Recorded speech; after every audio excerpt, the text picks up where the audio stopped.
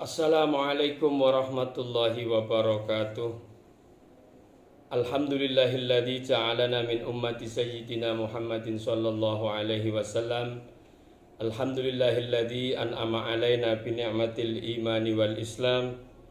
Asyhadu an la ilaha illallah wahdahu la syarikalah wa asyhadu anna sayyidana Muhammadan abduhu wa rasuluh la nabiyya ba'dah. Allahumma shalli ala sayyidina Muhammad wa ala ali sayyidina Muhammad. Sahabat-sahabatku seiman seislam yang dirahmati Allah Subhanahu wa taala, mari kita luangkan waktu sebentar untuk memahami. Kita berkeyakinan Islam, kita menjalankan keimanan, kita menjalankan segala perbuatan, tapi kadang-kadang masih sedikit yang kurang paham, masih banyak yang kurang paham. Apa itu esensi Islam, apa itu esensi iman, apa itu esensi ihsan. Marilah kita coba berpikir, kemudian mentadaburi bersama-sama. Yaitu apa? Islam apa sih? Kita tahu Islam, tapi apa jika ada orang bertanya tentang apa itu Islam? Sebagaimana yang dijelaskan dalam hadis Nabi, itu Islam adalah bersyahadat asyhadu an la ilaha illallah wa asyhadu anna muhammadar rasulullah.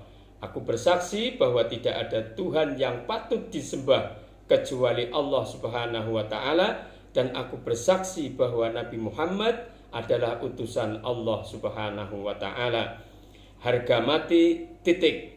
Jika ada orang mengatakan saat ini mungkin ada orang yang paling alim di dunia ini kemudian mengaku nabi, sorbannya sampai ke lantai, imamahnya sampai sundul langit, wajib kita nggak percaya. Karena kita sudah harga matinya adalah asyhadu an la ilaha illallah wa asyhadu anna muhammadar rasulullah. Yang kedua, Islam adalah melaksanakan menegakkan sholat.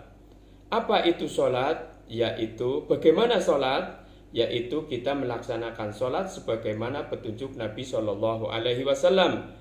Shollu kama ra'aitumuni usolli. Sholatlah kalian sebagaimana kalian melihat aku sholat. Ada pertanyaan di masyarakat.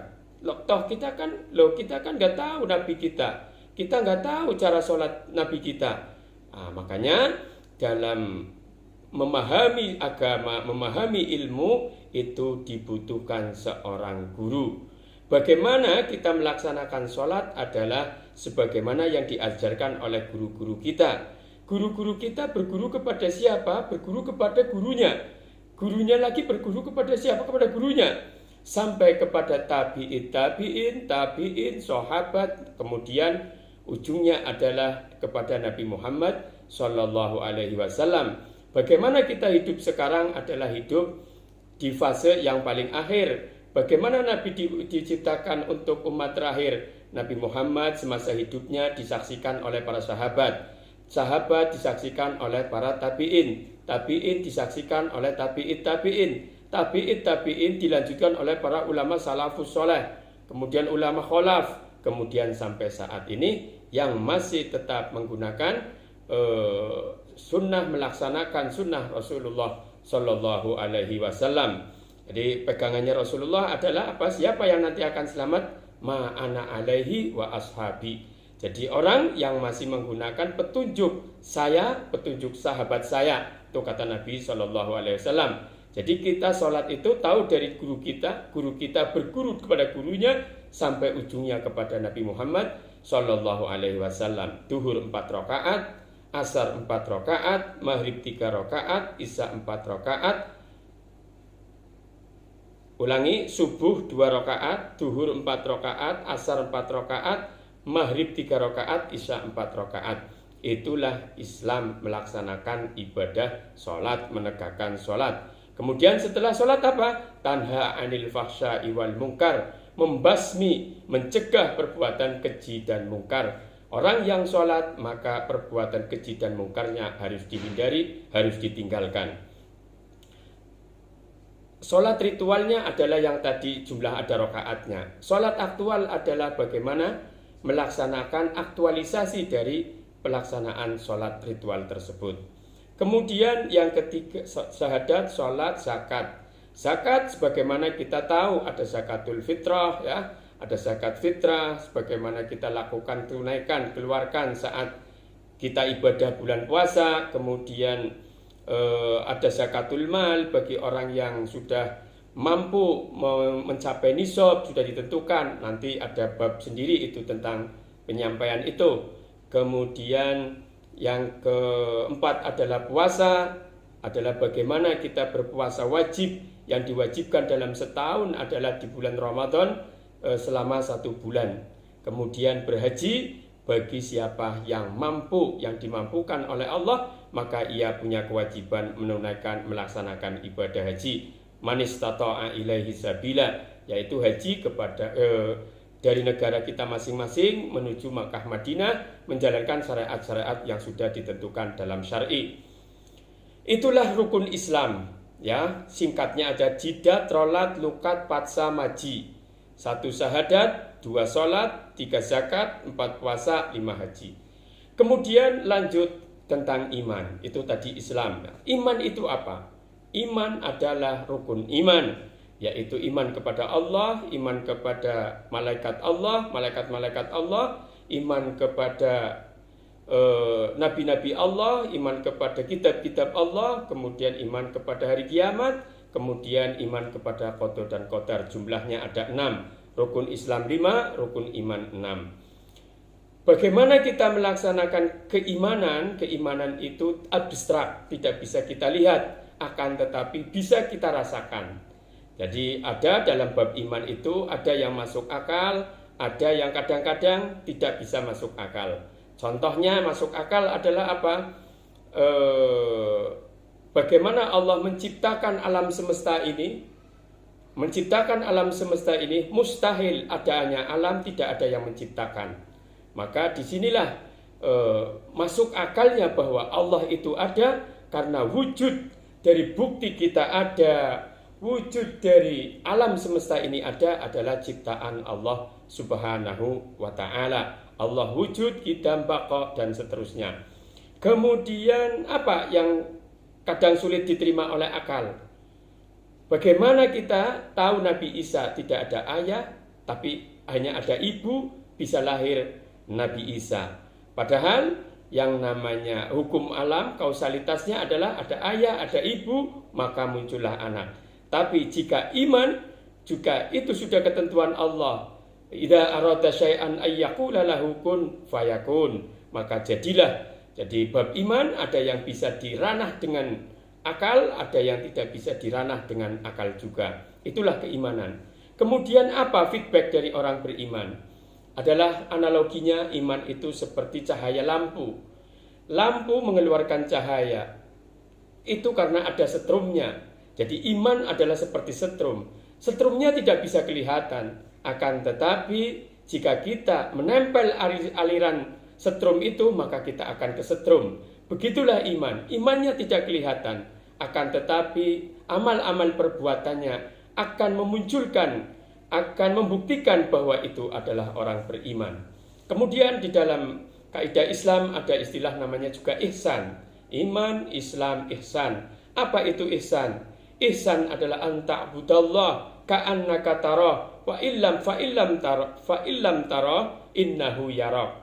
Allah wa rasuluhu a'lam. Yaitu bagaimana kita menyembah kepada Allah seolah-olah kita berhadapan langsung dengan Allah, walaupun kita tidak tahu Allah, tapi yakinlah bahwa Allah Maha mengetahui kita, bahwa Allah mengetahui kita. Jadi bagaimana memunculkan dari rasa ihsan itu adalah apa? Kita berbuat sesuatu yakin bahwa kita dipantau oleh Allah Subhanahu wa taala. Maka yang muncul dalam kondisi ramai, dalam kondisi sepi, maka ketaatan kita buktikan kepada Allah guna mencapai keridhaan Allah Subhanahu wa taala. Jadi kalau orang yang sudah berislam, beriman, berihsan, maka wujud perilakunya adalah bagaimana kehati-hatiannya agar mendapat ridho Allah Subhanahu wa taala. Berbuat amal baik tanpa meminta, tanpa berharap sanjungan dari pujian dari orang lain, menghindari perbuatan jahat, meninggalkan perbuatan keji dan mungkar, bukan karena takut cacian bukan karena takut bulian makhluk, akan tetapi benar-benar mengharap ridho Allah Subhanahu wa ta'ala. Ulangi lagi bahwa yang namanya ihsan adalah bagaimana kita berbuat sesuatu yakin diketahui Allah, dan kita pun yakin bahwa kita itu dipantau Allah. Wallahu ya'lamu ma tasna'un. Allah itu maha mengetahui apa yang kita sembunyikan. Apapun yang kita lakukan, dari bangun tidur sampai tidur kembali, Allah maha mengetahui kita. Maka muncullah dari rasa pengetahuan tentang ihsan itu, maka kita berbuat sesuatu benar-benar mengharapkan ridho Allah Subhanahu wa ta'ala, tidak ingin pujian dari makhluk, tidak takut hinaan bulian dari makhluk. Itulah pengaplikasian dari ihsan. Mungkin masih banyak orang yang hanya memahami iman Islam, kurang memahami ihsan. Oleh karena itu, marilah kita mengingat bersama-sama. Saya tidak ada niat mengajari, semoga apa yang saya sampaikan bermanfaat, dan apabila ada kekurangan-kekurangan itu murni dari kesalahan saya sendiri, dan jika ada kebenaran maka itu datangnya dari Allah Subhanahu wa ta'ala. Oleh karena itu, sekali lagi, mari kita aplikasikan ihsan ini agar kita mendapat ridho Allah Subhanahu wa ta'ala. Berbuat sesuatunya hanya ingin ridho Allah Subhanahu wa ta'ala. Dan mari untuk menutup perjumpaan kali ini, mari kita baca minimal 1 hari sekali.